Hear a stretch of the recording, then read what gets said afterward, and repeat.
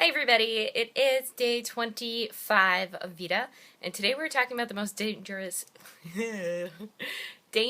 situations we've ever put ourselves in. And the more I thought about this, the more things I thought of that I was like, I'm not going to talk about on the internet. Just, your run-of-the-mill, pretty dumb decisions that you look back on, particularly years later.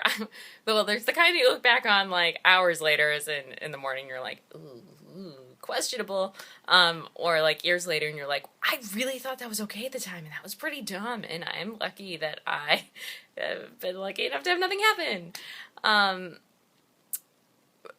When I think of like actually like physically dangerous situations that like were pretty high risk that I was kind of intentionally doing, although maybe I didn't even realize that at the time, I thought of driving the I don't know, four-wheel vehicle, ATV, that's what it's called, in Aruba. I don't really like moving at any speed without being like enclosed. I was a terrible like 2-time skier. It didn't go well.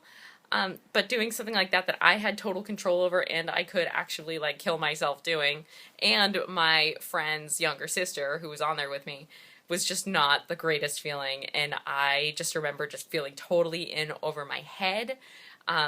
We were like in the Aruba island side, countryside, and just going over all these like crazy hills, and just we almost tipped over, and I am just like, wow, lucky we didn't. Like, I've put myself in seemingly dangerous situations. Like, I did that rappelling thing last summer down the side of the Hyatt, but we had like firemen who were in control of it, and safety was clearly the priority. I'm not gonna necessarily guarantee that safety was the priority of the people running the ATV excursion thing in Aruba.